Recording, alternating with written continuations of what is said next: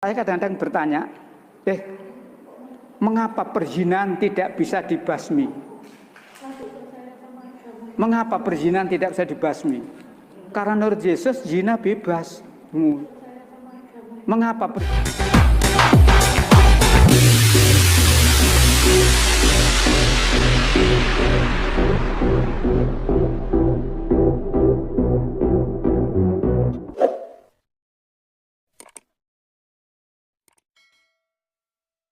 Salam teman-teman sekalian, berjumpa kembali dengan saya Arif Guleh di channel TV Laskar Kristus ini. Ini channel kita bersama. Jangan lupa dukung dengan cara subscribe, like, dan komen serta share video-video daripada channel ini. Pada kesempatan kali ini teman-teman sekalian, kita akan membahas tentang salah satu ustadz lagi yang sudah sering kali saya bahas, dan kali ini dia buat hal yang lucu lagi dan menurut saya harus ditanggapin ya. Dimana dalam videonya ini dia katakan bahwa Yesus Kristus itu memberikan kebebasan untuk berzina ya. Jadi siapa yang mau berzina silakan saja karena Yesus sudah memberikan izin. Nah, teman-teman, ini tuduhan-tuduhan yang sampah menurut kita dan perlu kita meluruskan, karena kalau tidak meluruskan orang berpikir bahwa ajaran Tuhan Yesus Kristus ya mengizinkan orang-orang Kristen berzina sembarangan ya. Jadi ini tuduhan-tuduhan yang ngawur sekali, dan teman-teman tentu saja kita akan memberikan pelurusan dan kita menjawab. Maka kita melihat videonya terlebih dahulu yang berikut ini. saya kadang-kadang bertanya, mengapa perzinahan tidak bisa dibasmi? Mengapa perzinahan tidak bisa dibasmi? Karena menurut Yesus zina bebas. Mengapa perzinahan tidak bisa dibasmi? Karena menurut Yesus zina bebas. Mengapa perzinahan tidak bisa dibasmi? Karena menurut Yesus zina bebas.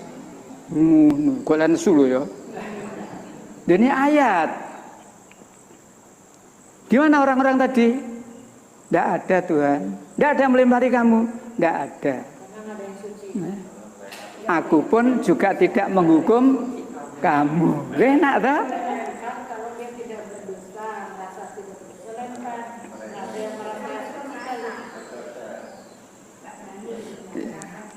Maka kesimpulannya kan begitu, berarti zina bebas.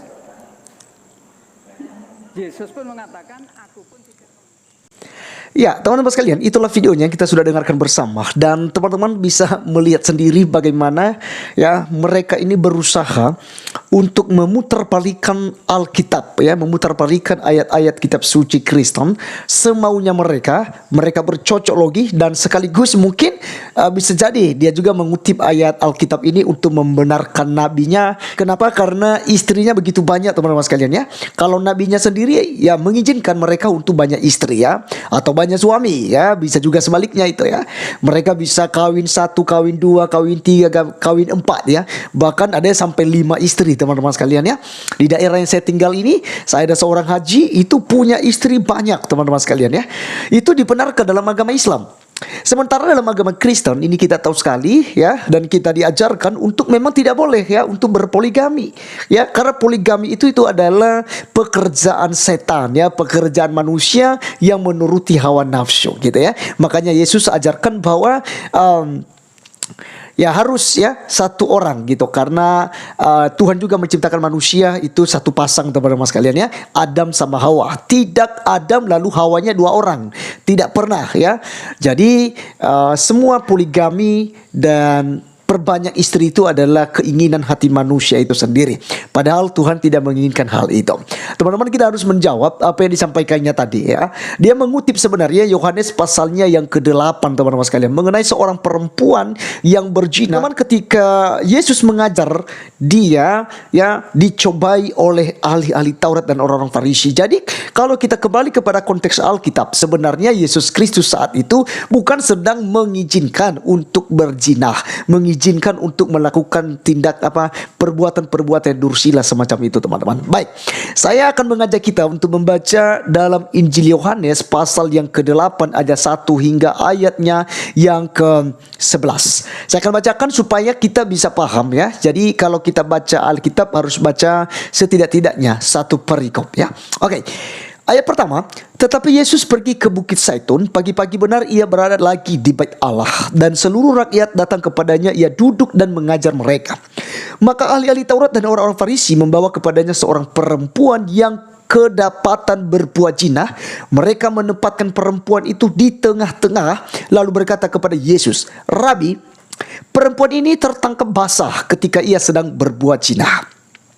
Musa dalam hukum Taurat memerintah kita untuk melempari perempuan-perempuan yang demikian. Apakah pendapatmu tentang hal itu?"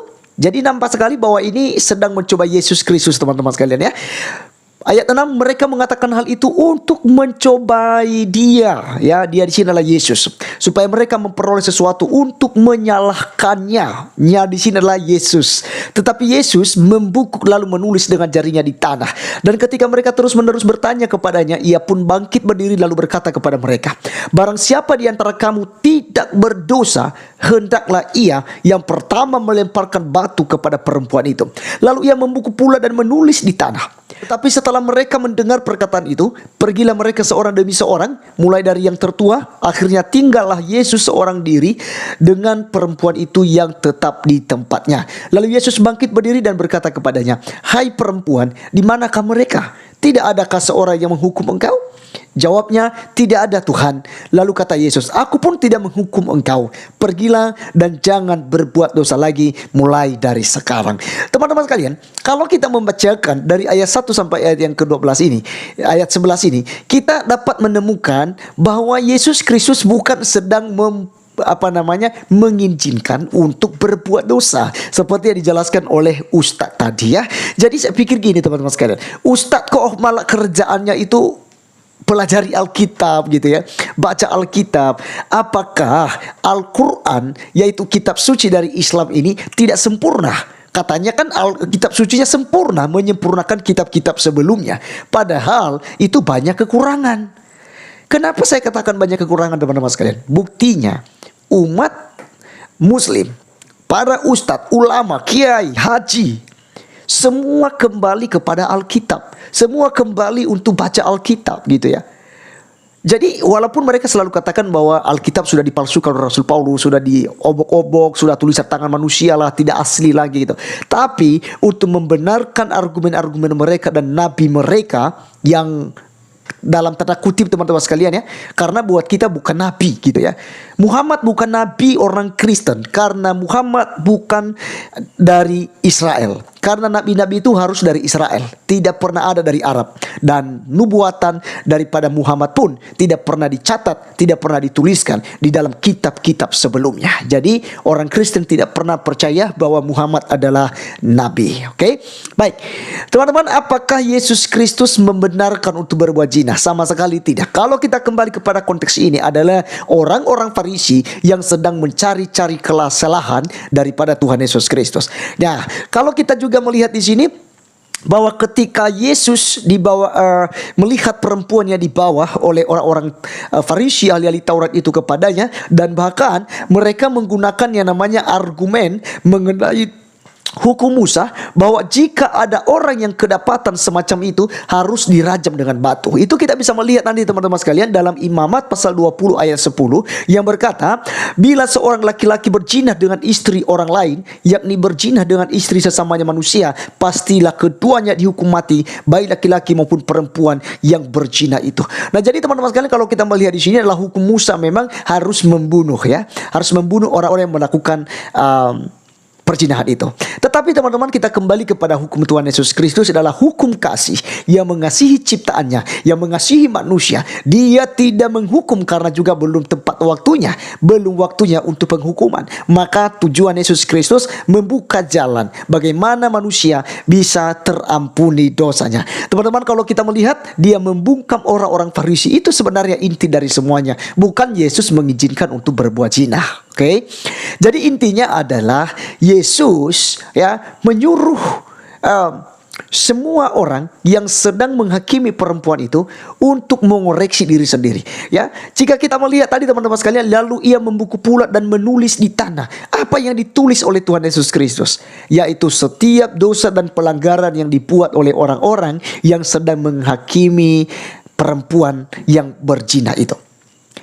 Maka Yesus katakan di dalam ayat yang ke-7 teman-teman sekalian, dikatakan oleh firman Tuhan, dan ketika mereka terus-menerus bertanya kepadanya, ia pun bangkit berdiri lalu berkata kepada mereka, barang siapa di antara kamu tidak berdosa, hendaklah ia yang pertama melempar batu kepada perempuan itu.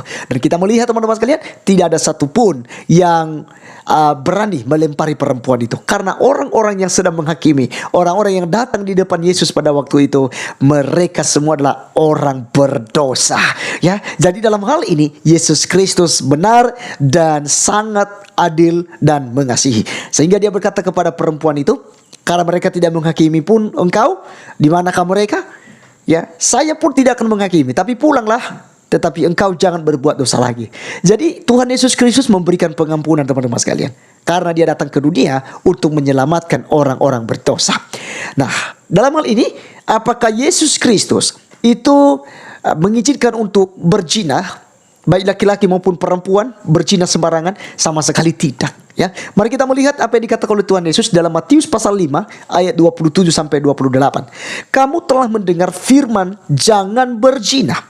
Tetapi aku berkata kepadamu, setiap orang yang memandang perempuan serta menginginkannya sudah berzina dengan dia di dalam hatinya. Bayangkan teman-teman sekalian, kalau hukum Musa berkata bahwa perzinahan itu ada hubungan fisik, ada hubungan intim antara laki-laki dengan perempuan, ya, seperti hubungan suami istri, maka itu dikatakan berzina jika mereka tidak diikatkan dengan tali pernikahan. Ya, jadi teman-teman sekalian, itu yang disebut dengan zina. Tapi Yesus, ya, lebih lagi maju satu langkah. Dia katakan begini, barang siapa yang melihat, ya, lawan jenisnya, ya, perempuan, lalu menginginkannya dalam hatinya, atau laki-laki, ya, ada perempuan melihat laki-laki lalu menginginkannya dalam hatinya, dia sudah berbuat zina dengan dia.